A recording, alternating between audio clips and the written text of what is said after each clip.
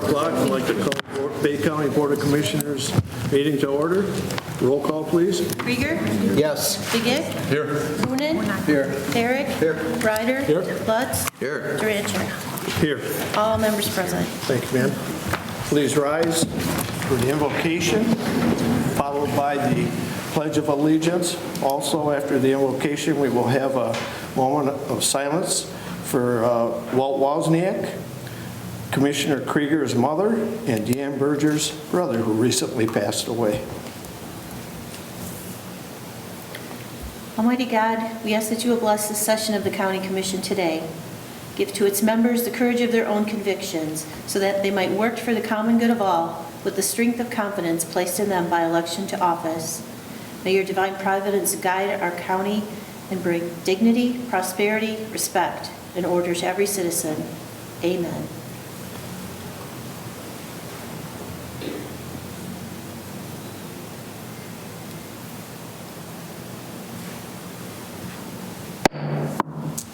I pledge allegiance to the flag of the United States of America and to the republic for which it stands, one nation, under God, indivisible, with liberty and justice for all.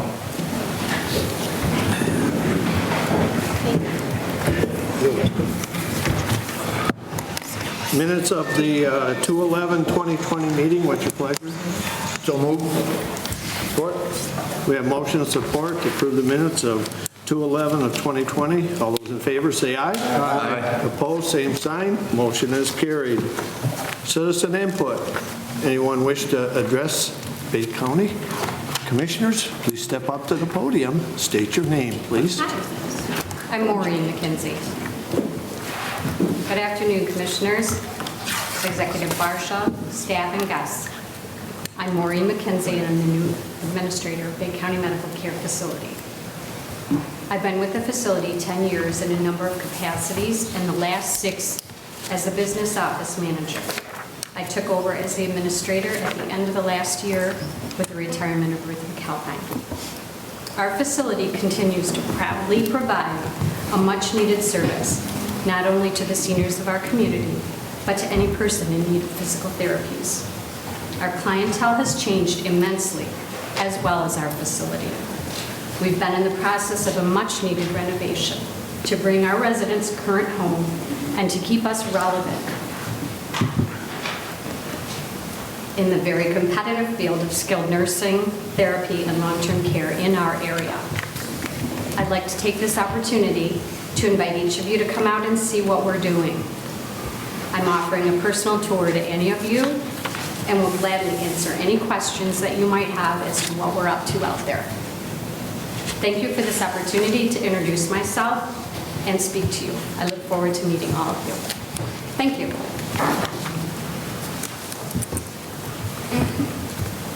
that it? That's it. Thank you. Thank you. At your open house last year, I toured the facility, and it was very nice. So you guys are doing a good job out there. Any other citizen input?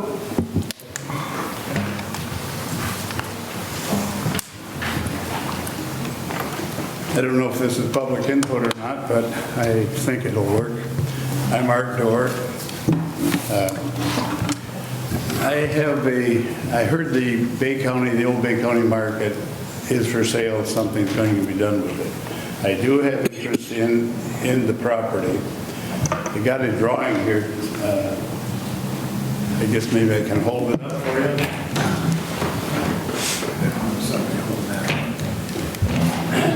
Maybe somebody else can hold it for you.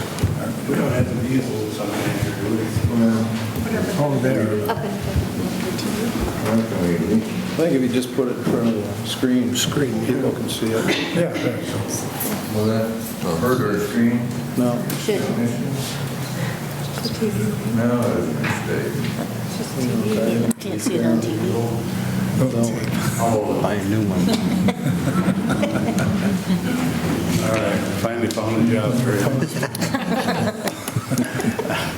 So, incidentally, that is a picture of the old market and what I propose to do with it, and turn it into a recreational area for all kinds of events, have go-karts in there and bumper cars and a convention center, if you will. There is none in the area.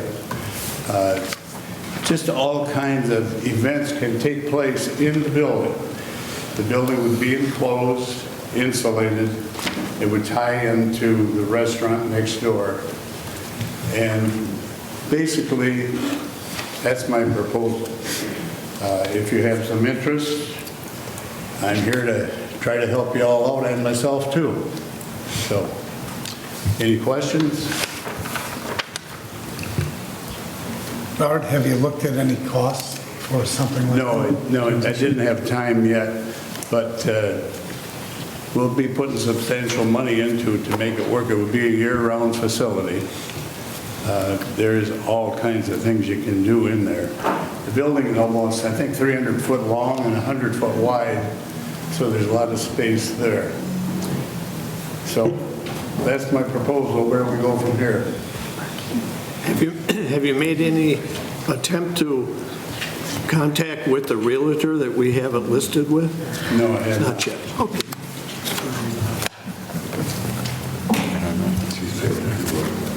Yeah. All right, thank you. I'll leave that here with you. Okay, very good. Thank you. All right.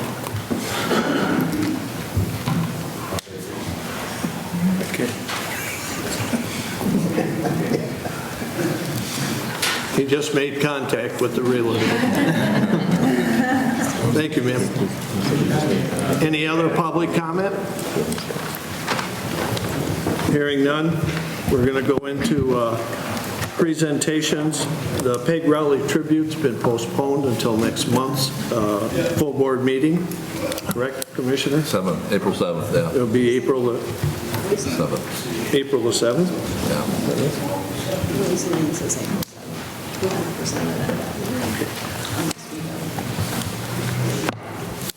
Next, we have a public hearing on the Brownfield Redevelopment Authority. At this time, we need a motion to go out of regular business to conduct a public hearing. We have motion and support. All those in favor? Aye. I need a roll call, ma'am. No. Public hearing? Won't hurt. Won't hurt, okay. So we need a roll call on that, thank you. Start the roll call today with Commissioner Coonan. Yes. Herrick. Yes. Ryder. Yes. Lutz. Yes. Krieger. Yes. Begic. Yes. And Durancheck. Yes, 9 yeas, 0 nays for the public hearing. thank you. So we're here to hear comments on that. Ms. Laura Ogar is here with a representative from state. From the state people, right, environmental, Great Lakes and energy. And Janet Mahalik, she was here, she's up from Lansing, she's a statewide Brownfield coordinator, and she does have a brief presentation and to go over some just basic elements of the Brownfield Authority. Hi, thank you, everyone. I'm Janet Mahalik, a Brownfield coordinator with the Michigan Department of Environment, Great Lakes and Energy, formerly DEQ, and we do a lot of education and outreach across the state to try and help communities understand how these Brownfield programs work. So I have a little Brownfield basics type presentation for you. So really what we're going to go into today is kind of the abilities and benefits of a Brownfield Redevelopment Authority. Their main purpose is under Act 381, which is the Brownfield Tax Increment Financing Act, and it helps to be able to use tax increment revenues to capture them in order to pay back for brownfield conditions on a property that's going to be redeveloped. And so by doing that, it tries to eliminate some of the hurdles and promote people to wanting to basically redevelop these properties that they might not want to otherwise. And so in doing that, Brownfield Redevelopment Authority itself, it's tasked with being a board that is able to prioritize those types of properties in their communities, to be able to recommend brownfield plans for approval to the local unit of government as well as then to the county board. And because this would be a county Brownfield Redevelopment Authority, they would have to have concurrence with the local units of government as well. I know there are a couple Brownfield Redevelopment Authorities in Bay County, but those are, I think, Bay City and maybe one other one or a couple others. And these would be for mainly the other communities that may not have the capacity or need some help with some of these properties and whatnot. So basically, in doing this, Brownfield tax increment financing is a financing tool. It helps basically to take those properties that would not otherwise be redeveloped and help them. And so what I'm going to go into is kind of how it works. So this is an example of tax increment financing. This on the smaller picture is showing a property that what it was before. It's taking that initial taxable value. That's going to remain throughout the course, and the local units of government would still be capturing that tax. If a new developer came in and redeveloped it, and this happened to be an old dry cleaning site, so it was contaminated, that new development would create a higher taxable value. And so that increment could then be captured to pay back for brownfield eligible costs. And this is different than like a downtown development authority or a local development finance authority or a TIFA board, tax increment finance authority, in that those are more districts. These are specific to properties that are challenging, that cannot otherwise be redeveloped. And so what's happening then is that increment can then be paid back to the developer for eligible activities, and I'm going to talk about those in just a minute. And so this is just another kind of picture of how tax increment financing works. The increment is kind of that ivory colored color that's being captured then to pay back the developer. And so you can see the brown, the developer's putting in the money, and then over time, they're paid back. And so what is a brownfield eligible property? There are many different kinds, and so one of the primary ones that we deal with at Eagle are facilities, sites, or properties, and what those are, the definition of those is a contaminated property that has contamination in the subsurface that is above the state's criteria. And so that's one designation. There's also blighted, and that designation has to be made by the local unit of government. It has to be passed by resolution. And so those are the types of buildings that are an attractive nuisance to children. You'll see them, they're usually really run down, all of the utilities are shut off, and those can be considered brownfield sites as well. Functionally obsolete properties are those types that can no longer be used for the purpose they were intended. So say an old school that can no longer be used for a school because it's either out of date or there are too many other school facilities in the area, that could maybe be redeveloped into something and be considered a brownfield site. Historic resource is also another type of brownfield site, and those are sites that are either on the national or state historic register or in a local historic district. Other types could also be adjacent and contiguous to those sites, or land bank owned properties are also just considered brownfield sites. And so what can you do with this capture of taxes on these sites? It's very specific. There are only certain eligible activities that are allowed. I'm going to go through some environmental ones and then some non-environmental ones. To be eligible for environmental eligible activities, it has to be a contaminated property. So on those, we think of like the old gas station sites, or the old dry cleaner sites, and you can do site assessments and other types of due care obligations, which basically due care obligations are those things that a new developer or a new property owner needs to do in order to make that property safe. So we're not talking about alleviating a liable party's responsibility. We're talking about a new developer who's coming on who's not a responsible party, who would then have obligations in order to make that property safe again. So things like removing soil during foundation work to put in a new building, putting in some sort of engineering control like a vapor mitigation system from an old gas station site so the vapors don't get into the building, things like that.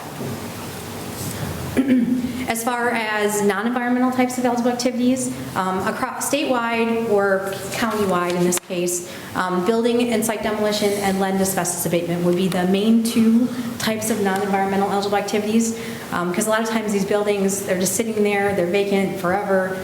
Somebody needs a little bit of help to get them off the ground to make that property usable again.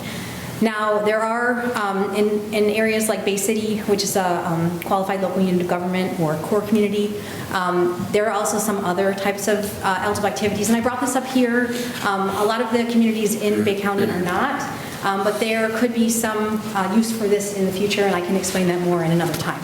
But site preparation activities are types of activities like grading, doing land balancing, fill material, that kind of thing. Infrastructure improvements are both public and can be private. Most of them are public, so it's like bike paths and sidewalks and new streets and curbs and gutters and stuff like that, lighting. While there is also some private infrastructure improvements that are allowed, like parking decks and urban stormwater management systems on sites.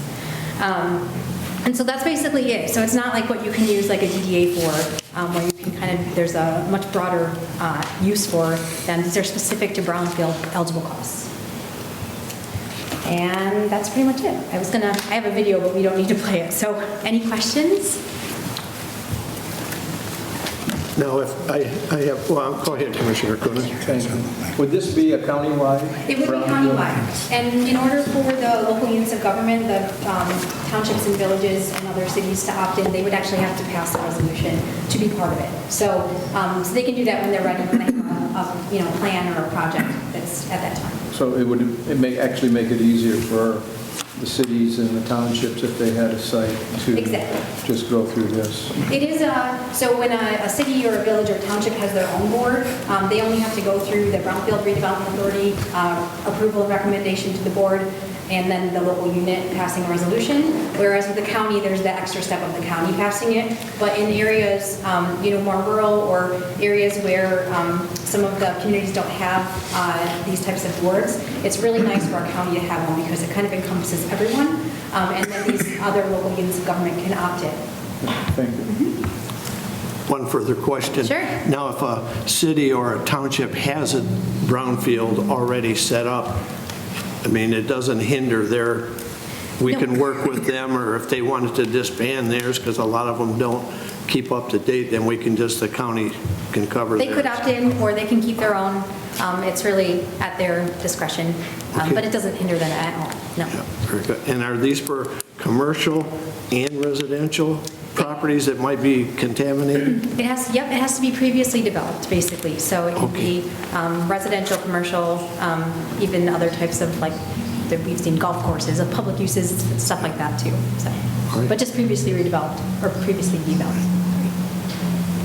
Anybody else? Commissioner Herrick. Thank you, sir. Good to hear from you. This is, now I just want to get it, this is only for the properties that are in the land bank? No, they would have to be designated as a brownfield in a brownfield plan in order to be able to use this. But land bank properties are one type of considered brownfield eligible property. So it could be privately owned? It could be privately owned. Okay. Correct. And most of them that we see are, actually. Thank you. There's only so many properties in the land banks. Anyone else? And I believe it's open for comments Yes. from out in the public, if anyone out there has any comments. Please state your name, Megan. Good afternoon. My name is Megan Manning, and I represent Bay Future. I am here to voice our support for this initiative. We see this as an opportunity to kind of expand our economic development toolkit. It is a way to help develop sites. So one of our focuses on is creating shovel-ready sites, right? So when we're looking to attract a business or to help a business expand, how can we provide more properties, more parcels of land that have that opportunity or that ability to do so. And this helps create that, right? So taking sites that might not be used for another purpose and giving them a way to reuse them and to redevelop them so that we can help attract industry. I believe she talked about community development and residential, but we've seen another instances where it can be industrial as well, which adds jobs to our community, helps us increase our tax base overall, and really just that rising tide that lifts all boats. So we see this as a way for Bay County to be proactive and to keep the needle moving forward. So I just wanted to voice my support of it and the support of Bay Future, and thank you. Thank you. Anyone else? At this time, I'll entertain a motion to go back into a course of business. So moved. All those in favor, say aye. Aye. Opposed, same sign. Motion is carried. This time we have Resolution 2020-52, which is establishing the brownfield and and gets the motion on our county's part ready to go. It should be on. Support. We have motion and support. Any discussion? All those in favor, say aye. Aye. Opposed, same sign. Motion is carried. Ladies, thank you very much. And Laura, good job. Thank you so much. Moving on, Community Mental Health Services Update. Mr. Pinter, you're up to bat. Thank you, Mr. Chairman. I've got a really short, I promised Mr. Krieger and Mr. Ryder it would be a short update, so just two topics. I think it's in your information tonight, starting on page 2. First, the executive budget proposal. Usually in the spring, I come here and tell the county they're trying to end our 57-year marriage between the state and counties for public mental health. This year, it doesn't look like they're trying to do that, so that's a step in the right direction. The budget proposal for next year that the governor released in February, there's modest adjustments to Medicaid. She's making big investments, or recommending big investments in autism and Medicaid Health in Michigan, which makes it pretty much parallel the previous administration's budgets over 8 years, so it's kind of interesting. We'll see if she gets as much flack as the previous governor got on some of those things. There's also some funding suggestions in there for things that haven't traditionally been funded in the budget. And one of them is a Medicaid Transformation Office, which some of you might have seen in Cranes last week about some states have set up money for planning around how to do new payment systems and how to do pay for performance and things like that for healthcare. So there's a proposal to do that. There's also a proposal to do basically first responder trauma training for firemen and police and law enforcement who have to respond to community events and incidents and disasters. And there's a lot of research that supports of those being very effective intervention strategies for groups of people who generally don't necessarily ask for trauma support because they're the ones who respond to other people's trauma. But I think it's good to show that the state's acknowledging that, especially with the pandemic on the horizon, because I think that's going to cause a lot of trauma in people, and I think our first responders are going to be dealing with a lot of that, maybe more so than they should have to deal with it. There's also a catch in the budget. There's an increase to the community mental health general funds, and on page 3 of the information, if you look close, you'll see that that's actually not really an increase. It's essentially what they're going to do is put about $5 million more into the CMH general fund, which would be our first increase in about 9 years on GF, but they're taking it from the collective $25 million local appropriation that each of the 83 counties give to their CMHs, so it's really not an increase. But that's better than a cut. We're going to look on the bright side. So what we expect to happen is this year that there'll actually be conference committee dialogues with the administration, whereas last year, if you were paying attention, they passed the budgets in September. They didn't bother to talk to the administration. They waited to see what the governor did, and then she line item vetoed a bunch of stuff, and they were mad. So this year, they're committed to talking with her, getting the budgets passed before the 1st of June if they can, working it out with the administration. My concern is that the same issue that I held them up last year will be the same issue this year, which is road funding and how much money do you put into road funding and how do you finance it. So, but I'm optimistic. They're trying to work together. And so there's no other surprises on that budget for this year for us. So that was pleasing. Any questions so far? Okay. And then the other thing I wanted to touch on today, behavioral health system redesign.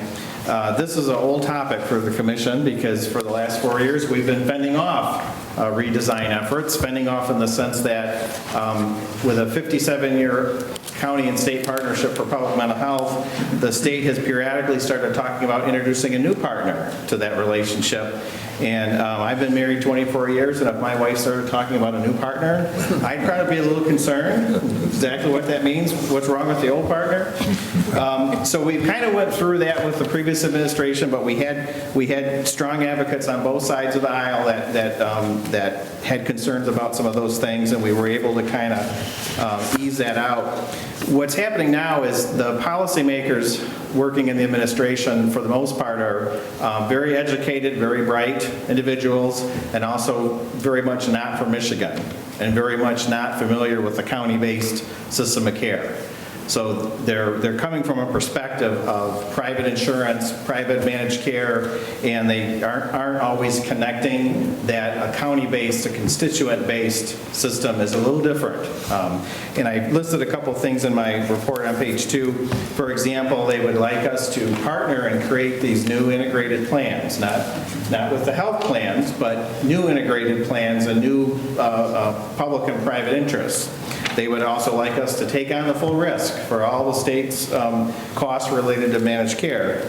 And we've kind of pointed out, well, great, but legally under the law, as a governmental instrumentality of county government, we can't create partnerships with private interests. It's illegal.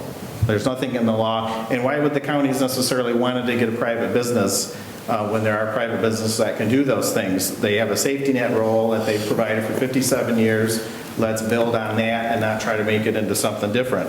The other thing that's interesting is we can't go into full risk because we would essentially be extending the public's credit to whoever the risk. We can't extend the public's credit. We're not a lending agency. We're not a taxing authority like the county is. It's a county division. So those conversations were not the kind of conversations we had the last 4 years because everybody on both sides understood all that. It was just give us the money and maybe we'll contract with you. This is about we're going to take your money and maybe give it back to you with your new partners. And we've said, well, our partner is the state. It's in the law. It's been that way for 57 years. In 1965, Michigan had 30,000 people in state institutions. In 2020, Michigan has less than 800 in state institutions. The reason why that is because every county went forward, built group homes, built community homes, took the heat at the commission level.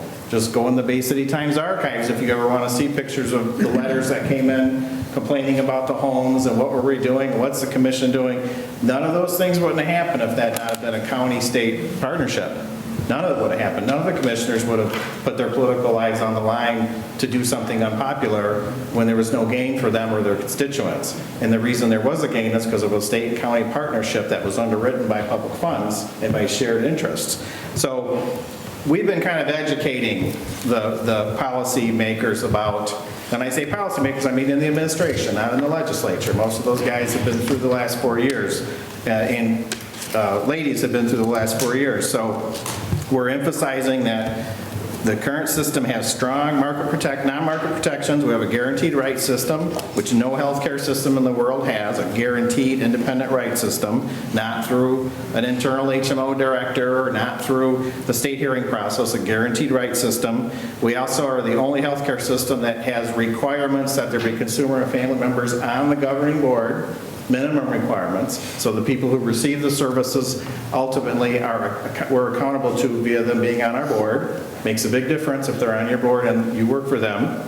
And the most important, which I believe the most important strength that we've had all these 57 years, is every service we provide and every person we serve ultimately has access to their locally elected representatives who appoint our board. So they always have a remedial option to their local commissioner if they're not happy with what's going on. Now, that doesn't mean every issue that somebody's unhappy with is necessarily reasonable or people would think is reasonable, but they have an option that's totally different than privately managed systems. They can catch me in the bathroom at Kreezax and say, Mr. Ryder might say, what are you doing with Mr. Lutz's care? What the heck? And I have to find some, well, we're doing the best we can. I can't tell you much more. But if you come to our next board meeting, you can give public comment and you can ask us to answer questions. And there's an accountability that our system has for the most vulnerable that no other healthcare system has in the world. No other healthcare system. And so we've been trying to emphasize to the policymakers why that's important, why that's worth supporting, why that's worth sustaining. And the last but not least, every 2 years, every commission is subject to the electoral process. So if I'm doing a bad job, the commissioners are happy with what we're doing, but the public's not. They get new commissioners in and they get Chris out. I mean, there's a self-corrective mechanism to a democratically managed system at the local level that you don't have at Blue Cross, you don't have at Aetna, you don't have at United Healthcare, and I think it's important that we retain that. So I just wanted to let you know kind of how the new policy discussions are going. I think it's going to be a long process, drawn out, but I think it'll be more productive in the end because I don't think it's really ideological.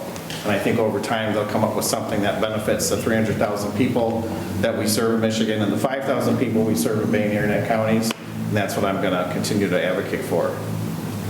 Very good.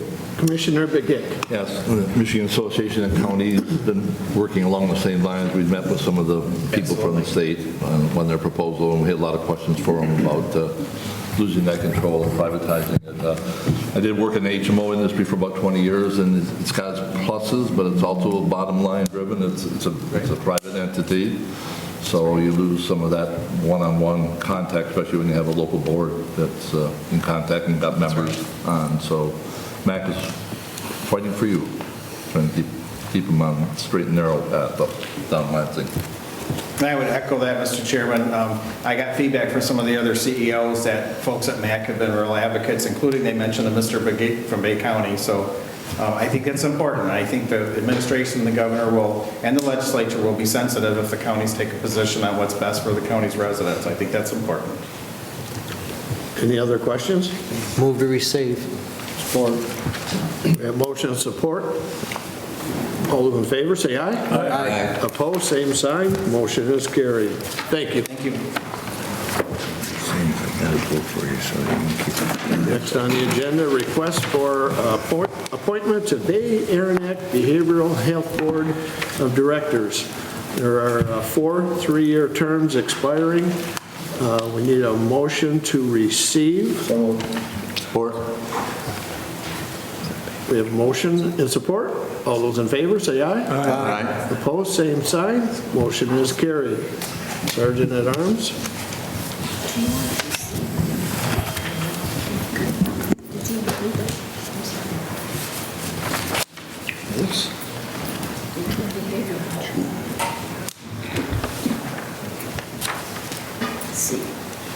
This is a vote for 4. right? Yes, vote for 4. Starting off with Commissioner Herrick. 4 choices, please.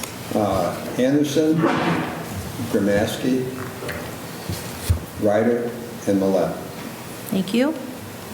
Ryder? Anderson, Gamaski, Ryder, and Millette. Commissioner Lutz? Anderson, Gramaski, Ryder, and Millette. Krieger? Anderson, Gramaski, Ryder, and Miss Millette. And you, Vaughn? Yours? Yes, Anderson, Gramaski, Ryder, and Millette. Coonan? Anderson, Gramaski, Ryder, Millette. And Durancheck? Paterfer, Anderson, Gramaski, Millette.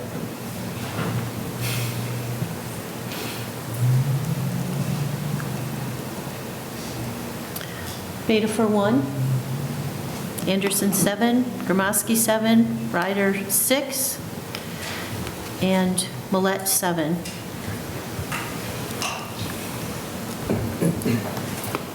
So motion to, Receive and, or to appoint. the 4. Motion to appoint. We have motion and support. All those in favor, say aye. Aye. Opposed, same sign. Motion is carried. We also had, let's see, item C, the nominations committee review. Motion to receive. Support. We have motion and support. All those in favor, say aye. Aye. Opposed, same sign. Motion carried.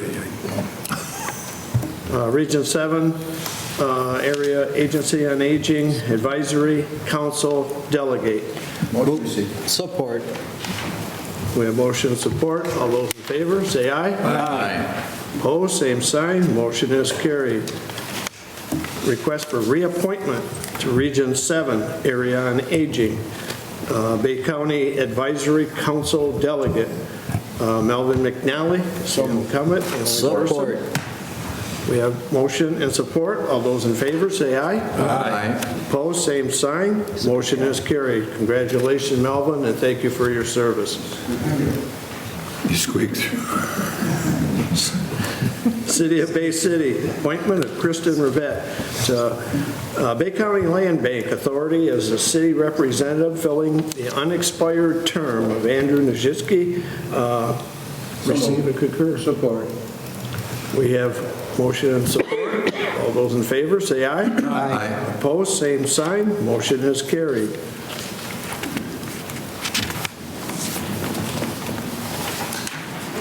Now we go into reports and resolutions of committee. From Ways and Means, Chairman of Ways and Means, Commissioner Thomas M. Herrick.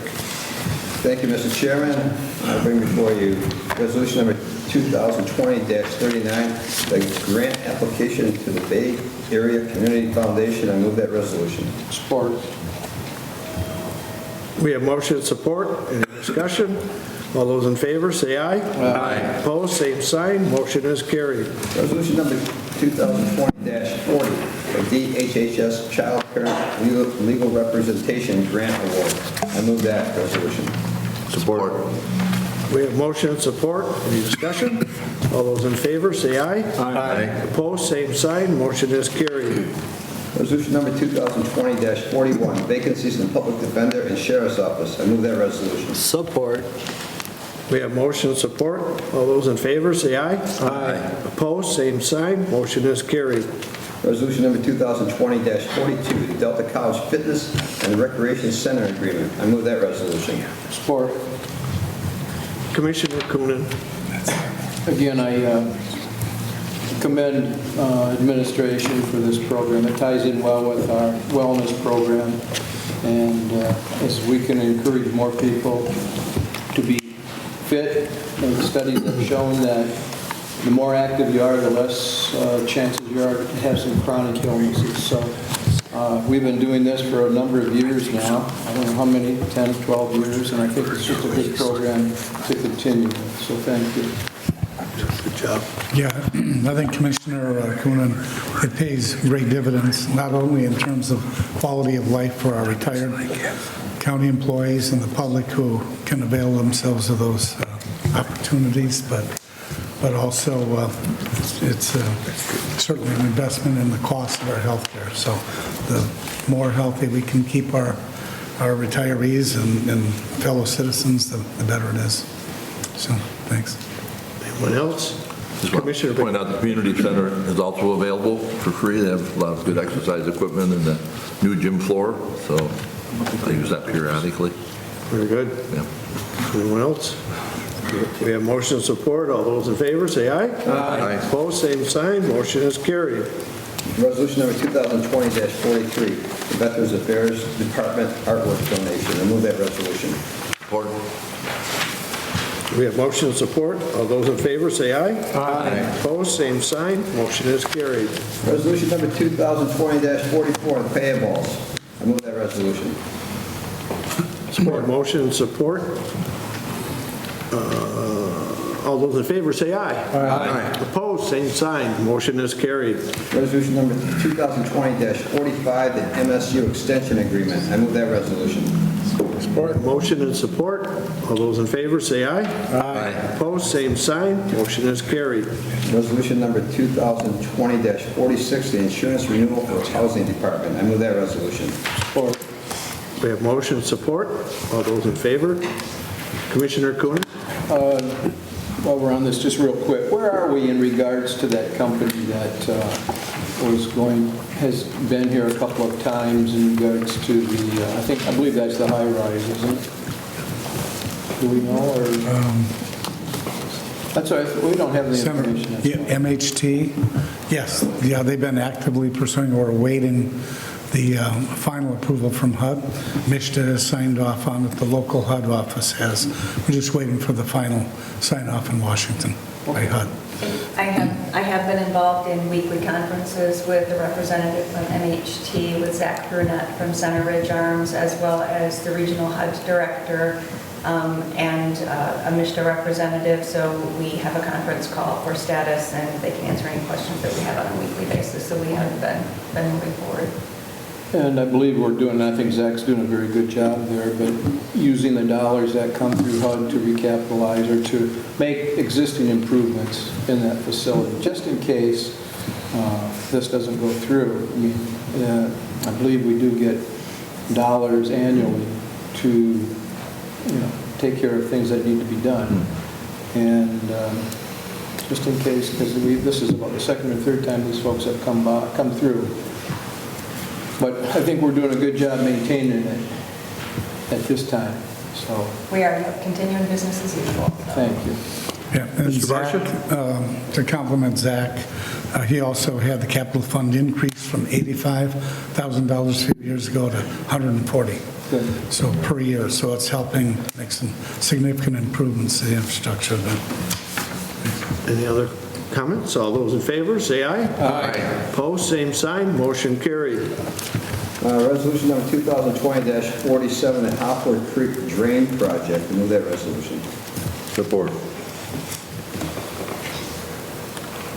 We have motion and support. Discussion? Yes. Yes, Mr. Redmond.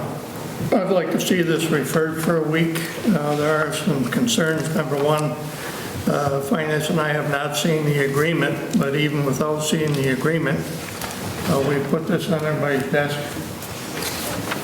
It would, as proposed to us, but like I said, we haven't seen the agreement. This would affect the general fund balance available to the board to spend. And if you see, if we don't even have 2.1 million of available funds in the general fund. I move to refer it. Support. Mr. Chair? Yes. I'm sorry, but before you do refer, there is one correction that I want to make with regard to the proposed resolution, since it will be coming up at the next meeting, and that is that my fault, the typographical error in the second to last paragraph under resolved, the fourth line down, used the term loan. It should read investment. If that could be corrected before the next meeting on a referral. Commissioner Lutz? I think the discussion over last week has been good, but we need to come to a resolve whether this is actually an investment or a loan. I don't know how we as a county can get down to the brass tacks and get that identified once and for all, if it's an investment or if it's a loan. I don't know who we have to go to, what we have to do, but in the next 7 days before our meeting next Tuesday, we need to have that resolved so we know exactly, because there are different criteria when it has to do with the loan and when it has to do with an investment. So I would like to hear from Commissioner, Drain Commissioner, if you don't mind, sir. Thank you, Mr. Chairman. We believe legally it's a loan. Or, I'm sorry, let me just walk that back quickly. It's an investment. It's an investment. I have an obligation to the people of the Hopler Creek Drain District, Commissioner Begic, and of course, Commissioner Durancheck. I'm at a loss as to the fundamentals of this. Apparently, I made an error allowing my accounting system and the counties to merge about 10 years ago to save the county money, because we're being discussed as a component unit of the county when the Hopler Creek Drain District is not. It's its own municipality. But I have an obligation, so I can spend as much money as you want. I can go get legal opinions. I can go find another investment on behalf of the people of the Hopler Creek Drain District. It's just going to cost them more money. We have a question of accounting that I think we've established a long-term disagreement. And this resolution has to say who gets to decide. Who gets to decide? Because this says corporate council approval, which isn't a problem. We've had numerous conversations with corporate, but also some auditing finding criteria. Who decides if it's an auditing criteria decision? That's going to cost somebody money to figure all that out. And because we can't agree. We simply can't agree on it. So, I guess I need some indication from you if I need to pursue my responsibilities to find an alternative funding for the Hopler Creek. I can do that. It's just going to cost the people of Bay County a whole lot more money. So, but that's my obligation under the law. We came up with what we believe to be an extraordinarily unique and beneficial funding mechanism. We have a fundamental difference as to whether or not we're a component unit. I've spoken to various expert drain attorneys who said this is not a problem, but if we need to start spending money to prove it, who's paying for that? I mean, and if you say, go ahead, start charging the people of Hopper Creek, I'll do it, you know, but I don't know how another week of disagreement is going to solve the problem. And, you know, ultimately it's your decision, but I have an obligation to the people of Hopper Creek, and if I start to pursue alternatives and start spending money, they're going to be paying for it.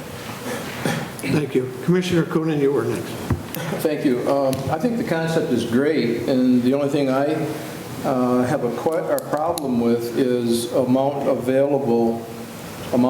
you know, that we have available in the 2021 budget. They're not connected. Well, so if we take money from there to finance this project, and that money's not there. Can I respond?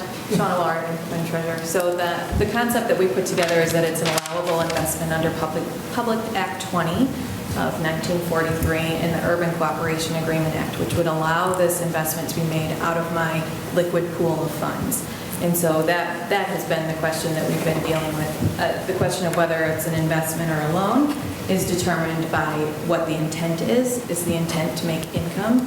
Absolutely for me. If the intent is to make income, I would be making 2%, which is a tiny bit more than I can get on the market now. It's also a secure investment that I know will be paid back because it's assessed on the drainage district. So the question of it using general funds is the one that we've been working on with the auditor. We would not, there's no reason for me to pursue it unless it is an investment. So that's, so let me get this straight in my mind. This has nothing to do with our fund balance that we have available if we need to. We don't believe so. That's not the concept. I guess if we don't believe so, it's not definite. That's not the concept we're proposing. That's never been the concept that we've been proposing. We've never seen the agreement, and our auditors and Commissioner Herrick's recommendation, the second auditor, would be more than happy to give the commission a copy of those opinions. So if you would show us the agreement, perhaps we could reach. Sure. The agreements are going to be exactly the same as the previous 3 agreements, which I was Assistant Corporation Counsel at the time, so I know that they were drafted with the intent that it was an investment. We will shore up the language that directs what pool of funds those have come out of, but after those agreements left our office, something else happened and the funds were used in a way that was not what was intended. Commissioner Begic. So is it general fund money or it's not general fund money, I guess? Not general fund money. And so if you loan this money, it's going to be paid back eventually by the Hopper Drain people and their taxes over so many years. Correct. It's not general fund money, I guess is my main question. Right. It would be an investment similar to any other municipal bond projects that I invest in. Commissioner Lutz. You know, the biggest question is if it's an investment, then the treasurer has a certain pool of funds which are not general fund dollars to pull those dollars from to make the investment. If it's a loan, then it has to be loaned from the general fund. That's how, and that's the semantics of this. So we have to clarify, we have to solidify whatever we need to do, but these 2 elected officials would like to save people money by going the investment route. I'd like to see that if that's possible. Commissioner Ryder. I'd like to ask our finance director to respond to what we're talking about here. Is our general fund impacted by any way by this loan, what we're talking about here? Is it then going to be restricted? Any of that money going to be restricted? That's what I want you to respond to. Sure. And based on the information I received from our auditors and a second opinion auditor, that per GAAP, or the general accounting principles, it does not meet the recommendation as a investment. Because we are giving them money to do their job, is what was stated to me. So we're giving him money to maintain the drains, that it is then considered a loan. You're giving that money out and you're paying it to vendors and so forth to do your job. It's not being held as an investment, what they believe is an investment. So at that point, our determination is that it is a loan. That's how the other three were set up. From an accounting standpoint, legally they can give it money, be it an investment or a loan. That the legal part isn't really the problem. The problem is how GAAP proceeds it and how we have to record it on our books. So it would affect the general fund from a loan standpoint, yes.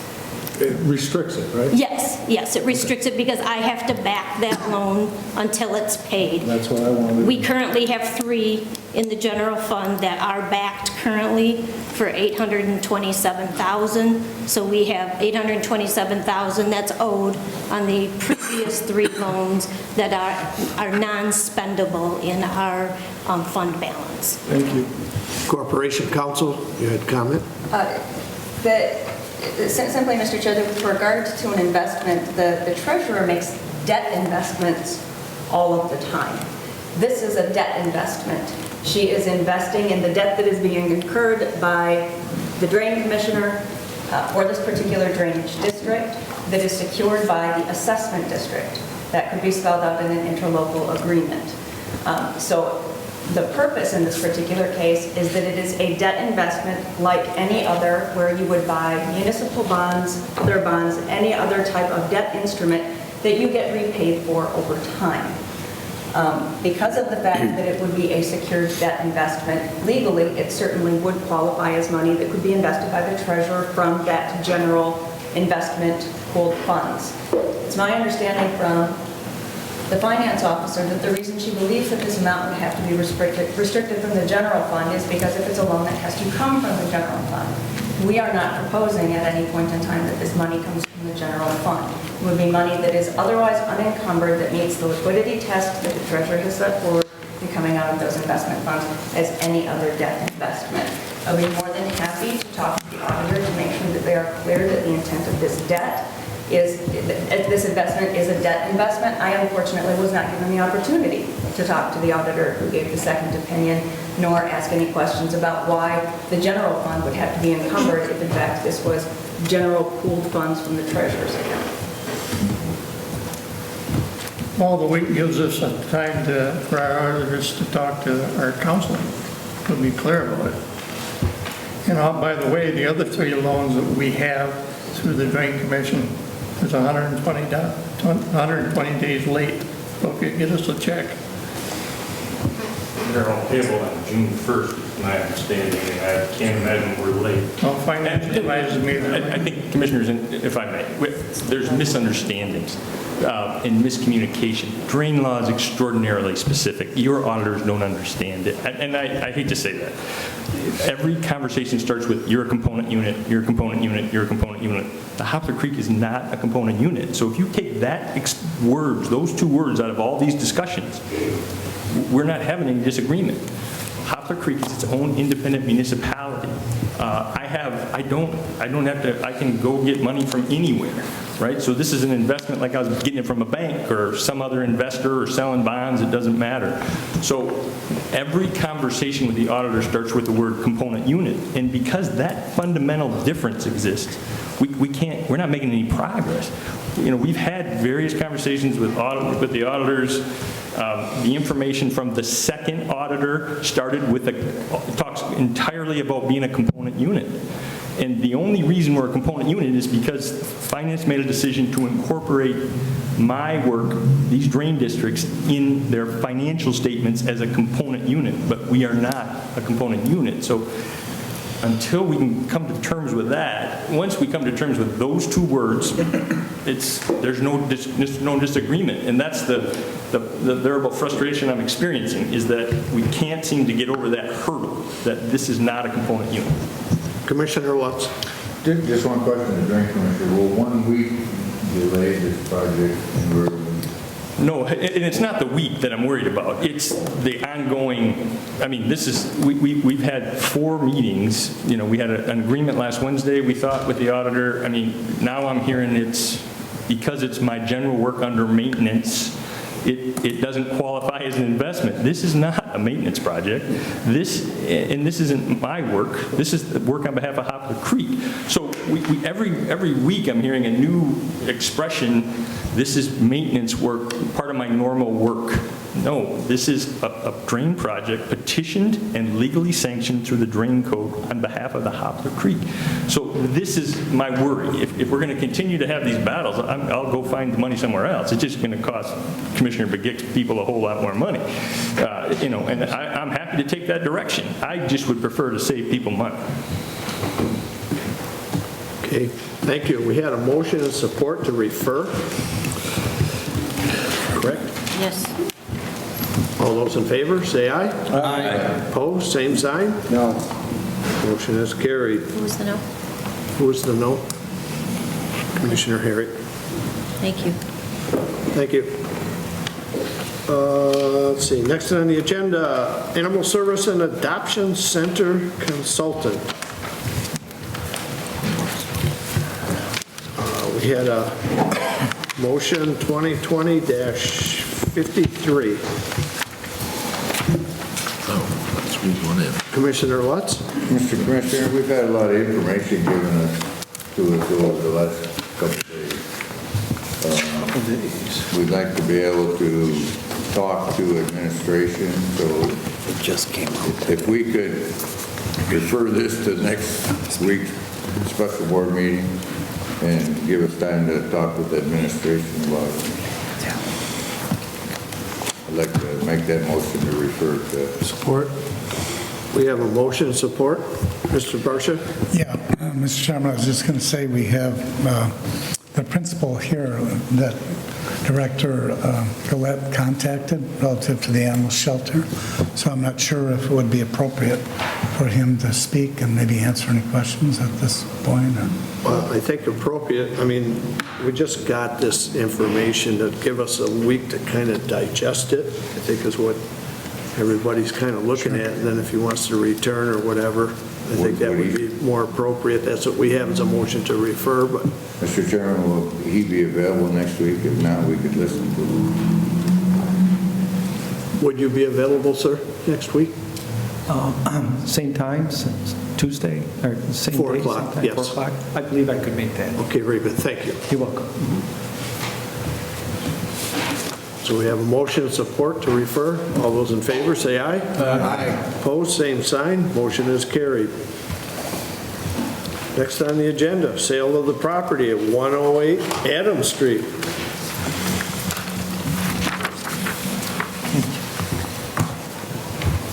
I'll move the resolution to sale. Support. There is no resolution. I'll make a motion to sell the property as described by our realtor. And I'll support that. So for clarification, a motion to accept the purchase offer Correct. that was made by the Bay-Arenac Commission. Correct. So we have motion and support to accept the purchase agreement that was offered to Bay County for the property at 108 Adams Street. Discussion. Commissioner Coonan. Did we have a time frame on that particular parcel for other, folks to bid on it? The parcel was listed with a commercial real estate agent.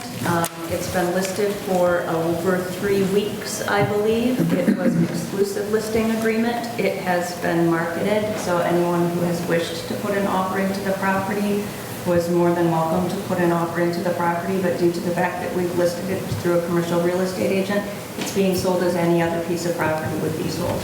This is an offer that was made by the Bay City Housing Commission at asking price. As far as I'm aware, there have been no other offers made on the property other than suggestion today with regard to what can be used for the property, but our real estate agent's here. I believe she talked to Mr. Dorr. I don't know if he's made an offer on the property. Shelley Niedzwiecki, Air Reinhardt Bay. Mr. Dorr did give me a verbal offer of $25,000. Knowing full well that we had a full price offer on the table. Could you repeat that again? The amount? $25,000.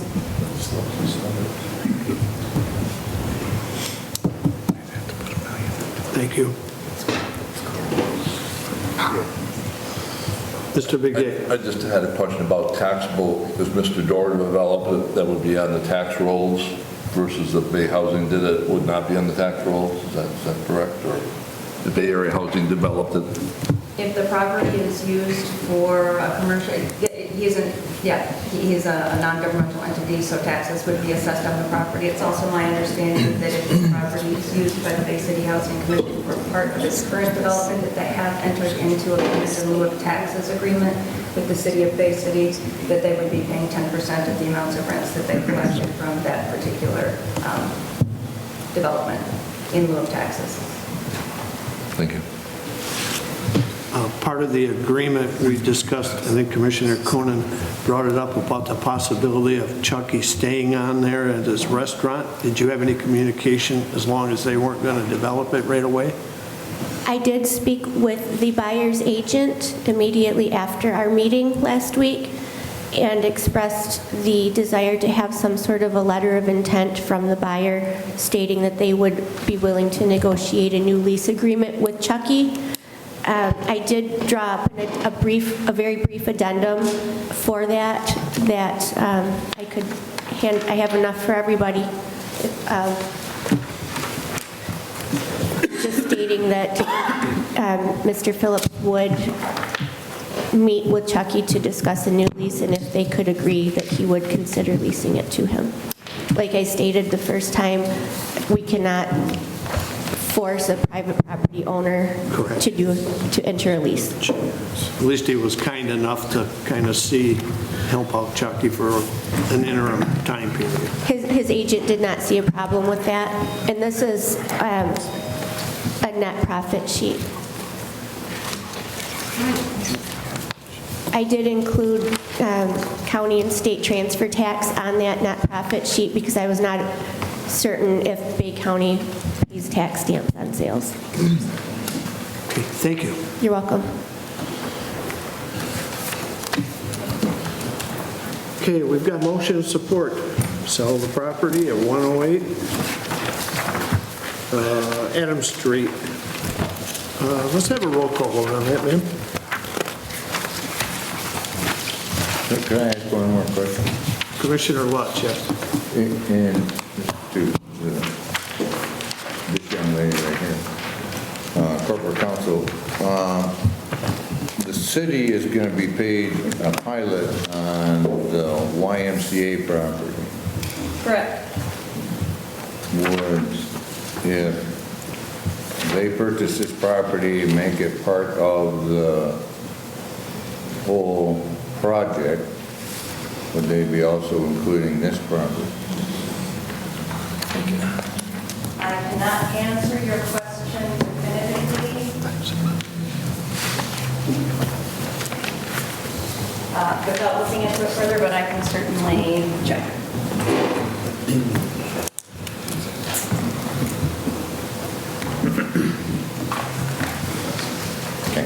I would tend to think that if it's part of the same development, the answer would be yes, but I can't state with 100% certainty.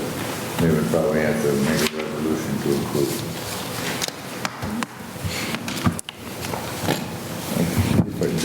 Okay, we're ready for a vote, ma'am? Sure. Commissioner Herrick. You're hearing me? Yes, she's hearing. I don't think it's very long. Yes. Ryder. Yes. Lutz. No. Krieger. Yes. Bigig. Yes. Coonan. Yes. And Durancheck. Yes.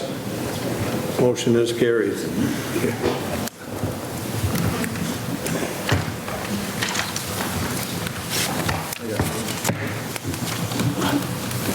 Next, we go into...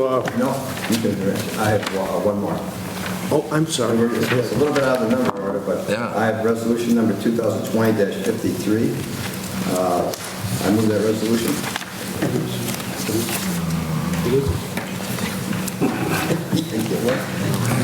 He's got so much shit on it. No, that's the one we referred to next. 53? Yeah. That's animal control. We referred that to next week's. All right, we're good then. That's good. Okay, good. Never mind. Thank you.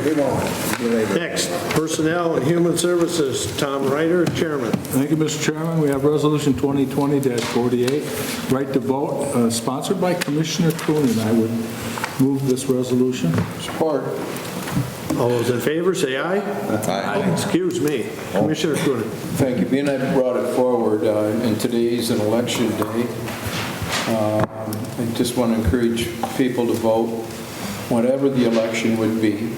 But we do have, this was for the presidential here in Michigan, and then in August we'll have a primary, and then in November we'll have the general election. And there's adequate time for people to do their research and vote according. But the most important thing is to get people out to vote. And if people to vote without being pressured or denied or anything like that. If you're eligible to vote here as an American citizen, you should be able to vote without any restraints. So that's why I brought this forward. So I thank you. Very good. Any other discussion? All those in favor, say aye. Aye. Opposed, same sign. Motion is carried. Resolution 2020-49, vacancies or seasonal positions. I would move this resolution. We have motion support. All those in favor, say aye. Aye. Opposed, same sign. Motion is carried. And Resolution 2020-50, nurse practitioner agreement with Takasha Essex. I would move this resolution. Support. All those in favor, say aye. Aye. Opposed, same sign. Motion is carried. And that's all we have before you today, Mr. Chairman. Thank you. And the Board of Commissioners, Commissioner Lutz. Thank you, Mr. Chairman. I bring forth today Resolution 2020-51, which is the reports of the county executive. I move that resolution. Support. We have motion support. All those in favor, say aye. Aye. Opposed, same sign. Motion is carried. And that's all I have from the Board of Commissioners today. Thank you. Reports of county officials and from departments. County Executive, Mr. James No, I have Parsons. nothing today, Mr. Chairman. Thank you. Unfinished business. New business. Miscellaneous. Announcements. Forget, March the 21st, Animal Shelter Benefit at Bangor Township Hall. They're having a bazaar.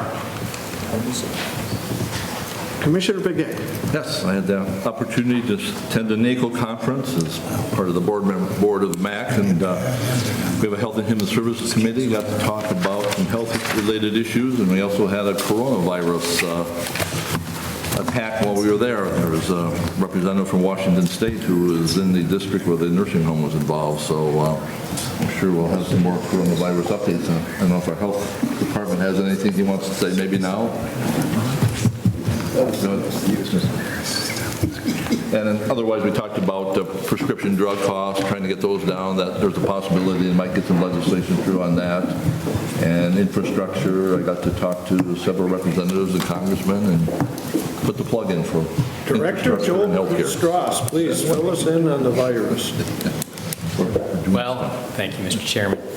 As of 5 o'clock today, no news is good news here in Bay County. We have no persons under investigation, no confirmed cases. There are no confirmed cases in the state of Michigan as of 5 o'clock today. With that being said, we have been working diligently in the last 2 weeks, and the efforts ramp up day to day. We've been working and having conversations with schools, with the hospital, medical providers, first responders, the long-term care facilities. In fact, if you saw me, I snuck out real quick and talked to the medical care facility director, and a variety of others, and providing guidance and education on the coronavirus. We're looking at what has happened nationwide is that it's gone beyond a containment strategy to more of a mitigation strategy. But here in Bay County, we don't have any confirmed cases, and in the state of Michigan, we don't have any confirmed cases. But we expect that to change in the next few days. It seems to be fairly widespread. But the situation is fluid and it can change rapidly. The virus affects more virulently seniors and people with multiple chronic conditions.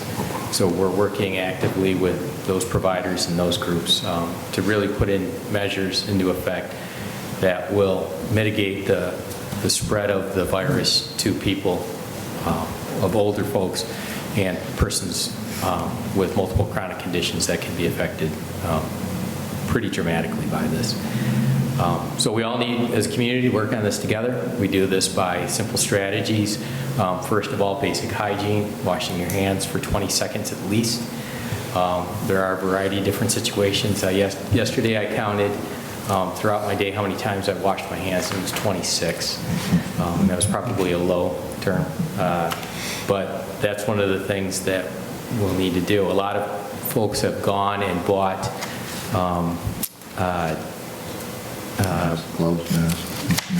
mask, which if you're healthy is not going to protect you unless you're actually fitted. Do a proper fit test for that with a professional. Sometimes you'll see that medical providers will give out masks to people that actually have symptoms, and that is more to stop the spread of persons that may have symptoms to the general population. We're emphasizing sanitation and disinfecting of commonly touched surfaces, so constantly cleaning. We're probably turning into a nation and community of persons with obsessive compulsive disorder, but that's a good thing in this case, and I don't mean to knock persons that actually have to suffer through that, but it is a good thing. This is a good strategy to contain this. We're emphasizing separation of people that are sick from both schools and workplaces. So if you're sick, stay home. If you have kids that are sick, please keep them at home.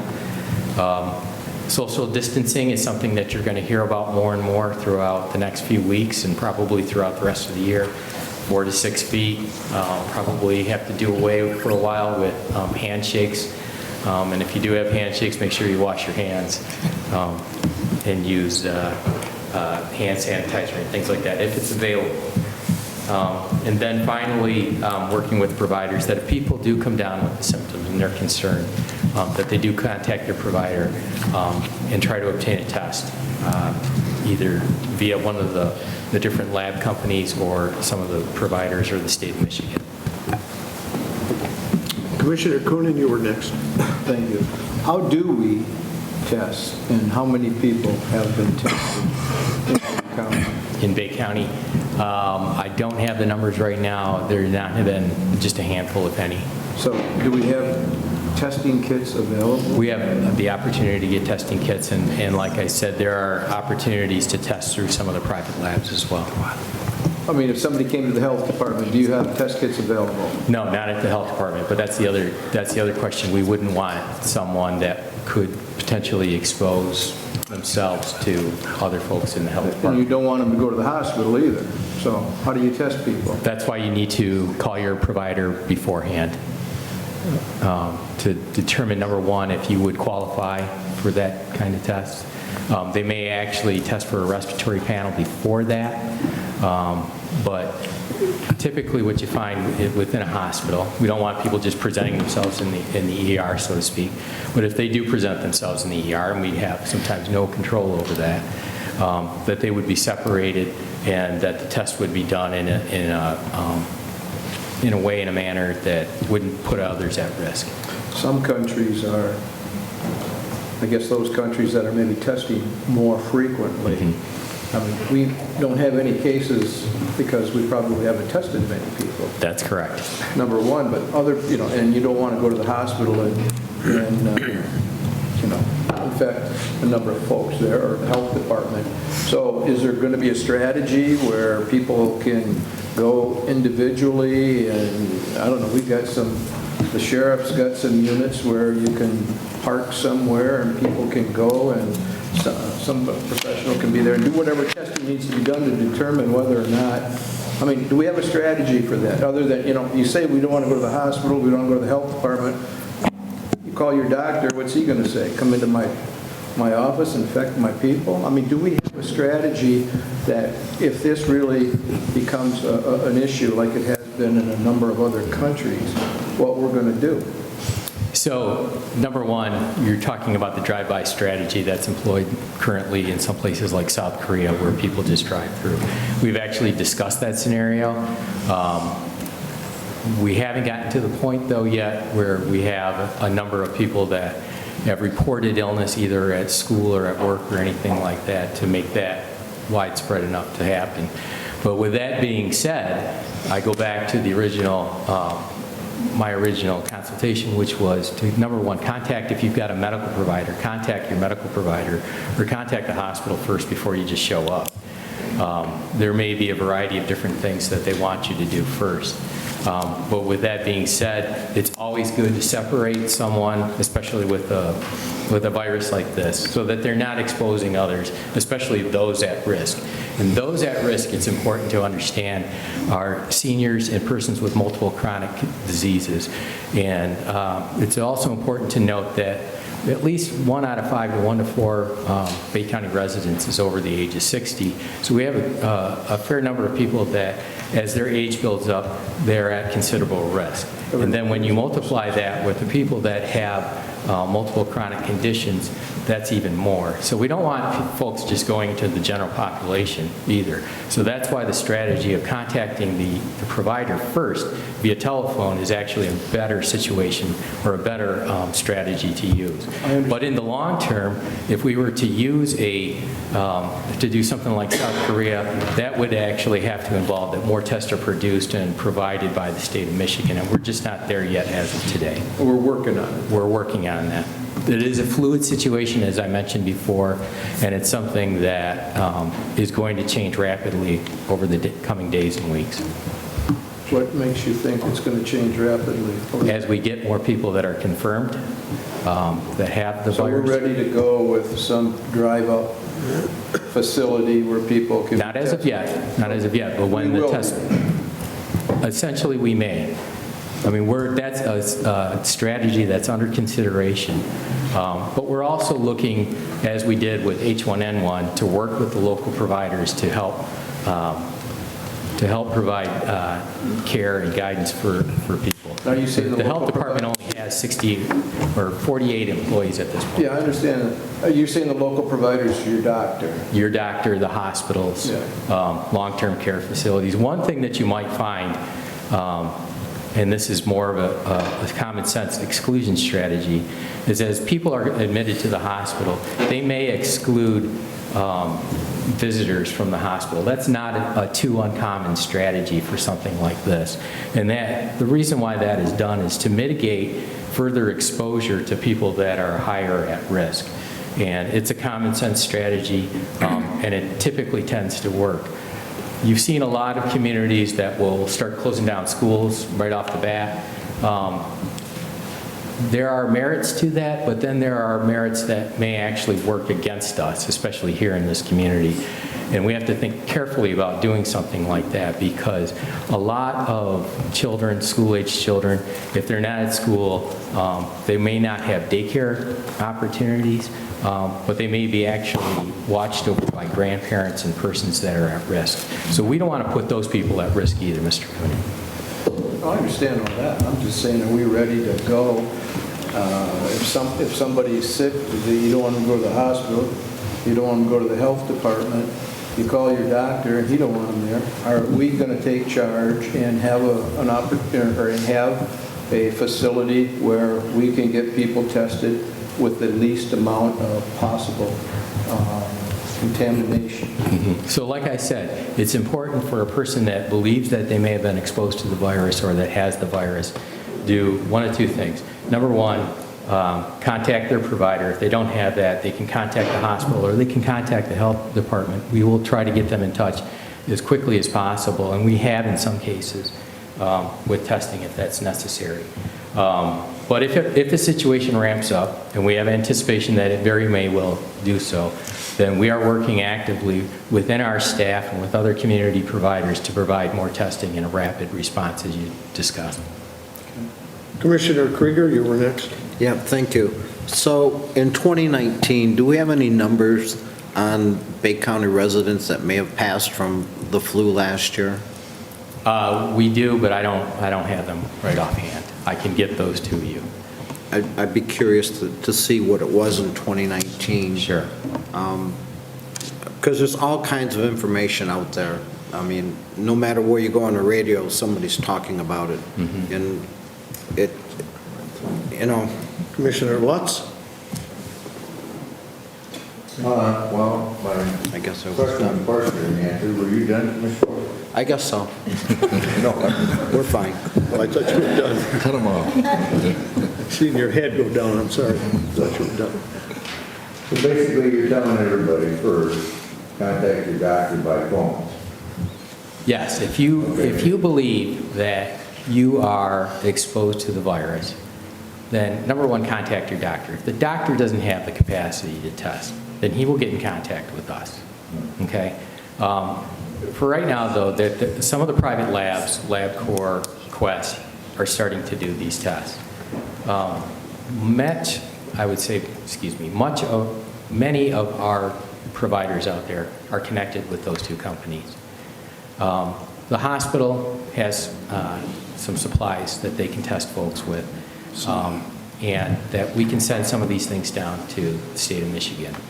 And then further on from there, you know, as I said, as the situation matures, we anticipate that we'll be getting more and more testing supplies and kits. Right, but what you're saying is, don't just show up. Yeah, don't just show up, call first. Whether it's your regular doctor or it's the hospital because you don't have a provider. That's correct. Okay. The health department is not your provider. Not necessarily, no. Not necessarily, but they could. If they're through the Bay Community Health Clinic, they may be, but that's a small number of people. But still call ahead to the health department, just don't show up there. Yes. Okay. So that keeps you segregated from the rest of the population until something further can be done. That's correct. But it also protects the general population as well. Commissioner Begic? So, yes, there are urgent cares. There are a lot of people that don't have a primary doctor they can get a hold of. So, but screening can be done by phone. You can do some screening. There's some certain things that are key markers, you know, the shortness of breath. There's a couple tests I heard on TV about holding your breath for 10 seconds. If you can't do that, then you may have some respiratory issues. So there's some screening questions you can do. So that's helpful. And then there are urgent cares, and I talk to urgent care, and they have the test kits there. Problems exposing other people to it. So you might want to wear a mask if you're going to go to the urgent care. They may try to separate you also into a different room or something. Yes. So, and we've already talked about at the health department, if someone from the Bay Community Health Clinic comes in, that if they presented symptoms, we would segregate them from the rest of the population in a special room for that. So, getting to your point, Mr. Krieger, about the flu in comparison to what's called COVID-19 or coronavirus. The influenza mortality rate is typically about 1/10 of 1%. Estimates for coronavirus, on the other hand, range from anywhere from 1.5% to 3.5%. As there is more information coming throughout the world, not just from China, but from Italy, I see Spain and some other countries have had significant increases in the number of folks that have been tested positive for this. The one thing that is apparent and clear, and I have to emphasize again, is that the mortality rate rises with age and especially multiple chronic conditions. So folks that are very much at risk are the ones that we want to protect. It doesn't seem to, at this point in time, affect school children as badly. But regardless of that, there is no vaccine for coronavirus and probably won't be for at least another 12 to 18 months. So the efforts that we can use and have been pretty useful in containing the virus and stopping the spread are these strategies of hygiene and disinfecting and restricting sick people from public places. Mr. Barsha? Yeah, I wanted to thank you, Joel, for being on top of this issue like you are. In the event that we do have some people identified as positive, when we talk about quarantining, what, would they be staying in their homes? Is that where they'd be quarantined? Yes, we would recommend that if they're positive, that they would stay at home throughout the duration of their illness, if they're ill, and then 14 days if they're not. And it's not like the old days where we're going to put a quarantine sign outside their house. It's from the 1950s. Beyond that, that doesn't typically seem to work. So it's going to be a self-quarantine. But we typically are in contact with these folks every day. And we've had pretty good success with this in the past with other communicable diseases. Once again, I've got to stress that this is a situation where we're having to rely on and the entire community to make this work. So we are in constant contact with the schools, with the hospitals, with the long-term care facilities, with groups. In fact, we're going to be talking with the organizers of the race and the parade this weekend to ensure that that they're doing enough to mitigate the spread of the virus. Commissioner Coonan, did you have an addition? Yeah, thank you.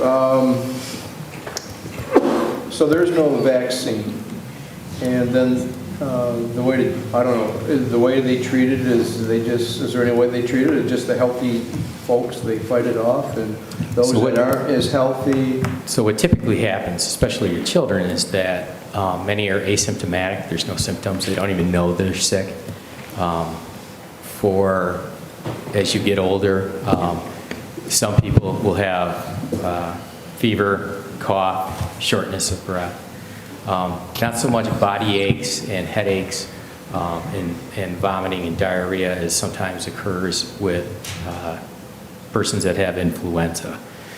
But as for the average person, and for those that recover, it's just a cold, or it could be a bad cold.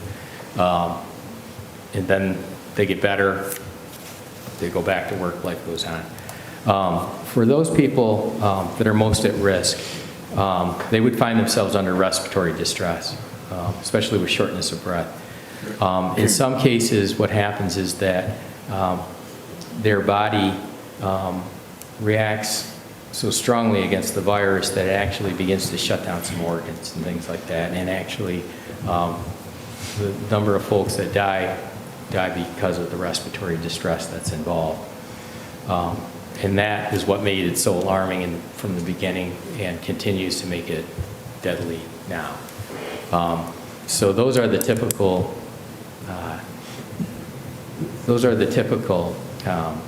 symptoms, and then you would treat the symptoms, especially persons under respiratory distress, that they would go and be under ventilators and respirators in hospitals and things like that.